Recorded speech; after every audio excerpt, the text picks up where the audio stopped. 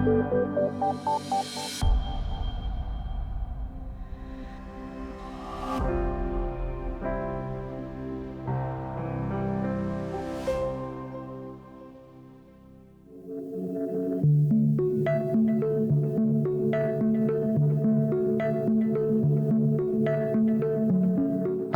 I'm Marcus, and in this video we will talk about what is a customer journey map, how does it relate to our European mobility programs, and why it might make sense to use the customer journey mapping approach in our work in the communication about our programs.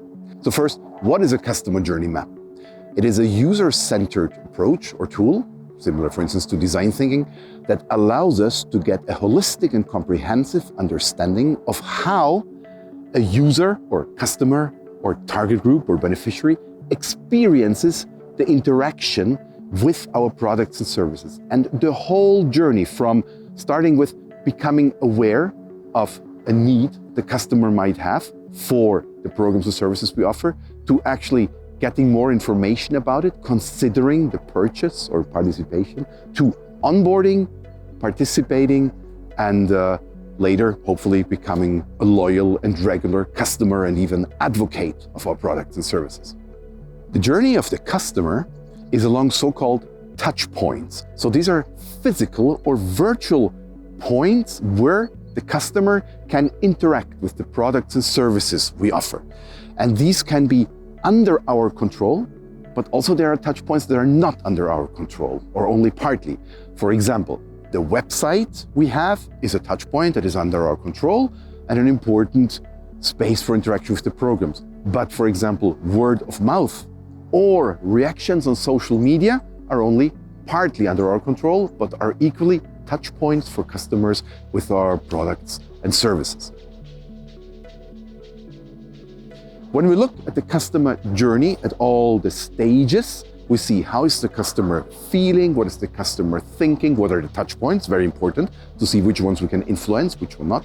And very importantly, what are points of pain points and points of delight for the customer. So what works really well and what is maybe not working so well and causing difficulties or troubles. We then look at this whole journey and especially the pain points and points of delight and see how can we improve it. So for instance, in our project, we found out that one pain point for many customers is the mobility tool, this type of interaction. Or for instance, beneficiaries when they see all that is needed to be done bureaucratically in order to apply for a grant. So these are points along the journey where customers might drop out. And we can analyze these points and see how we can improve the customer journey so that it's a better experience for the customer. Now, how can we adapt the approach of customer journey map to our European mobility programs? First, what is a customer? In our case, we suggest to focus on three types of customer groups for our programs. The direct beneficiaries that we have as national agencies, so organizations, people seeking, managing grants. Then the end beneficiaries, such as young people participating in a youth exchange, volunteers in a Solidarity Corps project. They can be, but are not necessarily in touch with DNA, are maybe more in touch with the program via the direct beneficiaries. And third group are our allies, umbrella organizations, third parties, for instance, Europeers, youth information offices, student information, career guidance, employment centers, etc. Next thing to adapt in the customer journey map from the reality of our programs are the phases. So the typical main stages we have identified for customers engaging with our programs are awareness phase. So the customer becomes aware that they have a need for our products or services, that it might be nice to participate in Erasmus Plus or Solidarity Corps. Next phase is interest and consideration. So they seek more information. They want to understand what is the opportunity that is offered. They understand it is about them. So in this phase, it's very important to support with providing information. Next phase would be then the decision and the onboarding. So yes, customer wants to be part of the programs, of the opportunities we offer. So here, important to support in the onboarding, for instance, in how to present the grant application, how to become part of an activity, etc. Then fourth phase, the actual participation. So here we should not, as an ACE, forget about our customers, but still stay in touch with them, give them relevance. Fifth phase is then retention and development. So yes, somebody participated in our programs, but can the person or the organization participate again and grow in how they use the program? Maybe first time they only participate in a one-day event, then they go to a longer event, then they organize an event, then they become a mentor whatsoever. And last phase would be advocacy and loyalty, when they can actually become ambassadors for our program and be on our side. Okay, why should we use the customer journey mapping approach in our programs? What would be the benefits of applying it? Well, first of all, it gives empathy and understanding for the experience of the customer, because often we have a fragmented view on it, because as NA officers for communication and information, inclusion officer, program officer, IT person, whatsoever, we only have a certain aspect of interaction with the customer, and this tool allows to understand the whole journey of the customer. It allows us to zoom in, for instance, on areas where we might face dropouts or difficulties. Then it helps us to improve the overall communication and promotion of our programs. And very importantly, it allows us to find gaps and blind spots in the journey, improve the journey of the customer, and also to enhance inclusion and diversity.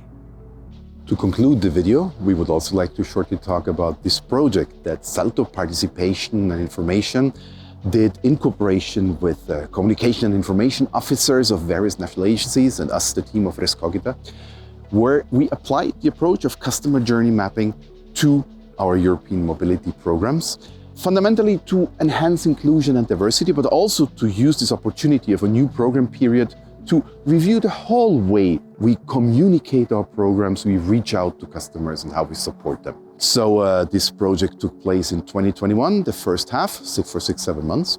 In the first phase, we reached out to all national agencies with the survey to map the field, get all the internal data, wishes, realities, resources. Then reached out to the customers, young people, beneficiaries, third parties, umbrella organizations, to get the complementary perspective of how the program and the communication about the programs is received from the customers.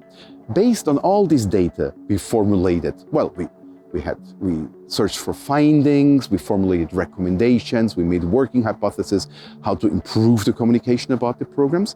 This we then tested with focus groups and run a couple of co-creation workshops, again with all the different relevant stakeholders. And in the end, came up with a draft final product that was reviewed again by this working group of communication and information officers. To put it in numbers, we had 24 national agencies participating actively in this, more than 100 young people from 28 different countries, more than 100 beneficiaries, organizations, etc., from 31 countries, and 25 umbrella organizations from 13 countries. So what are the outcomes of this project that we in the network of national agencies, SALTO research centers, can use?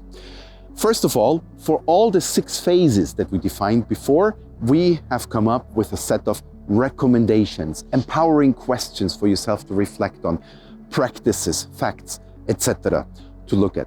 Furthermore, we have the same set of recommendation, practices, empowering questions for cross-cutting considerations, such as inclusion and diversity, language to use when reaching out, realities of an aid, trust and recognition of the brand, etc. Just check it out on the hub. And apart from these recommendations, practices, empowering questions, we have also come up with a set of tools for you to use. So templates, checklists, etc. For instance, for improving your work with social media, introducing automation in your communication, or even running your own customer journey mapping process like we did with surveys, focus group, co-creation workshops, etc. And finally, how can you use what is provided by us?